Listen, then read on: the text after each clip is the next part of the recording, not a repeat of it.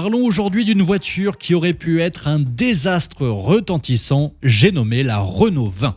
Cette berline qui a surgi des entrailles de Renault comme un cousin un peu maladroit mais attachant de la Renault 30. Une voiture qui, elle, se prenait pour une diva du haut de gamme avec ses moteurs turbo-diesel et son allure de starlet. La 20, elle, était plus comme le gars discret au fond de la classe, celui qui ne fait pas de vagues, mais qui finit par vous surprendre en gagnant le concours de mangeur de hot-dog. Retour donc aujourd'hui sur cette force tranquille.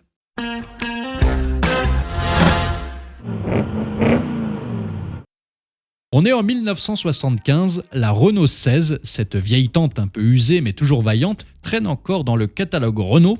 Pendant ce temps, la Renault 18, née à peine 3 ans plus tard, joue les jeunettes effrontées, tandis que la Citroën CX, avec son allure de vaisseau spatial tout droit sorti d'un film de science-fiction, et les Peugeot 504 et 505, solides comme des charrues, viennent mettre des bâtons dans les roues de notre héroïne.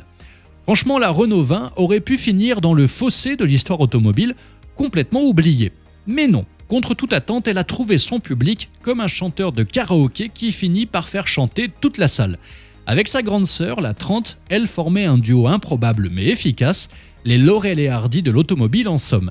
La 30 jouait les grandes dames avec son V6 ronflant, tandis que la 20, plus modeste, se contentait de 4 cylindres bien élevés, parfait pour les pères de famille qui voulaient rouler avec un minimum de dignité sans hypothéquer leur maison. Ensemble, elles ont conquis les cœurs grâce à un confort moelleux comme un bon fauteuil en cuir, une conduite aussi douce qu'une caresse de grand-mère et, osons le mot, une modernité qui à l'époque sentait encore le futur.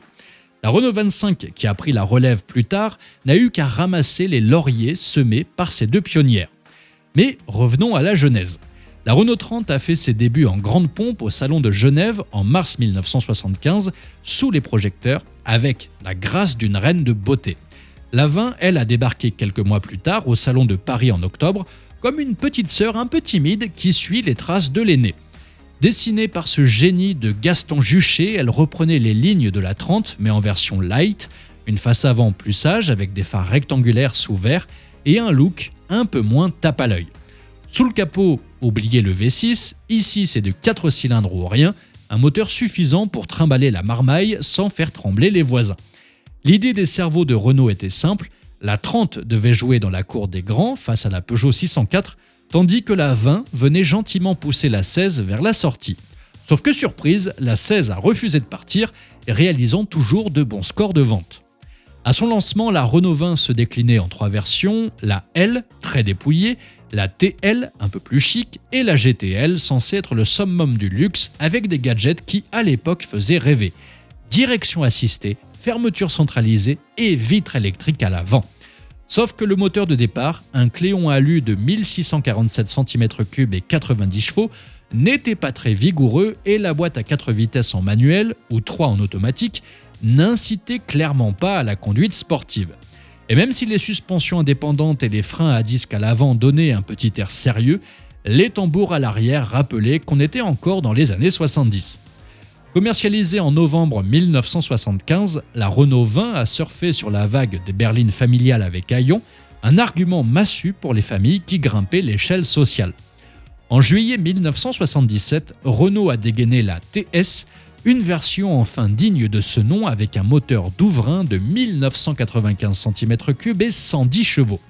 La boîte 5 vitesses n'est arrivée qu'en 1978, en option, mais la TS a apporté ce qu'il fallait de dynamisme pour rendre la conduite plaisante, sans pour autant transformer la 20 en bolide de rallye. À partir de 1979, elle s'est même payé le luxe d'un badge 2 litres à l'arrière et de jantes 14 pouces, histoire de frimer un peu. Et puis, fin 1979, alors que la crise pétrolière faisait trembler les pompistes, Renault a eu une idée lumineuse, coller un diesel sous le capot. Les versions TD et GTD ont débarqué avec un Douvrin de 2868 cm3 et 63 chevaux, autant dire une tortue asthmatique, mais avec une consommation rikiki parfaite pour les commerciaux qui passaient leur vie sur l'autoroute. La 20 entrait dans les années 80 avec la sérénité d'une vieille dame qui sait qu'elle a fait ses preuves. En 1981, elle a eu droit à un petit lifting, un train avant retouché, un tableau de bord modernisé et l'arrivée de la TX, la reine de la gamme, avec un 4 cylindres de 2 litres 1 et 115 chevaux. En 1982, la 20 a hérité du turbo-diesel de 85 chevaux, déjà vu sur la 30. Un an plus tard, un petit béquet est apparu à l'arrière, mais c'était à peu près tout. La fin approchait et la Renault 25, tapie dans l'ombre, s'apprêtait à voler la vedette avec tout ce qu'elle avait appris de ses aînés. Avec 607 405 exemplaires produits, la 20 n'a pas battu des records face au Peugeot 505 ou Citroën CX, mais si on ajoute les 136 403 Renault 30, le duo n'a pas à rougir. La 25, elle, a su réunir le meilleur des deux mondes en un seul modèle, devenant une star incontestée. Alors la Renault 20, oubliée aujourd'hui ? Peut-être, mais montez dedans et vous serez bluffé par sa simplicité, son confort, sa façon de vous dire « je suis là, je fais le job et je ne vous embête pas avec des chichis ». Une voiture honnête, sans prétention et franchement, dans ce monde de SUV clinquants et de gadgets inutiles, ça fait du bien. Mais si vous souhaitez vraiment mettre la main sur un exemplaire extrêmement rare, regardez plutôt du côté de Dacia avec la 2000. Alors d'où sort cette bête étrange ? Eh bien figurez-vous que c'est une histoire qui commence avec Nicolae Ceausescu, le grand Manitou de la Roumanie. À une époque où Dacia et Renault s'étaient déjà dit adieu en 1979, voilà que l'État roumain frappe à la porte de la régie Renault avec une demande assez inattendue, fabriquer quelques Renault 20 mais en version roumaine. Et Renault a tout simplement accepté. Et voilà comment en 1981, une petite cargaison de kits CKD comprenait des boîtes de Lego automobile envoyées depuis la France, prêtes à être assemblées sans usine compliquée, a pris la route de la Roumanie. Pas besoin de chaînes de montage sophistiquées, juste quelques tournevis, un peu de sueur et probablement une bonne dose de vodka local pour motiver les troupes. Et le résultat, le voici, une Dacia 2000 produite au compte-gouttes. Mais il n'y a pas eu qu'une seule version. Ceausescu et ses copains avaient des exigences bien précises et voulaient deux versions. D'abord, il y a la version 1,6 litre de 96 chevaux, produite à environ 250 unités, réservée à la Securitate, la police secrète du régime. Et puis, il y a le Graal, une version 2,2 litres de 115 chevaux, produite en seulement 5 ou 6 exemplaires destinés à Ceausescu himself et une poignée de ses copains haut placés. Avec une production aussi réduite, la Dacia 2000 est devenue une sorte de légende, un fantôme mécanique qui hante les rêves des collectionneurs comme une vieille chanson qu'on n'arrive pas à retrouver sur Spotify. C'est simple, si vous en croisez une un jour, c'est soit un miracle, soit une contrefaçon. Une Renault 20 roumaine, fabriquée à la demande d'un dictateur excentrique avec des moteurs qui ne collent même pas au nom de la voiture, ce n'est pas banal.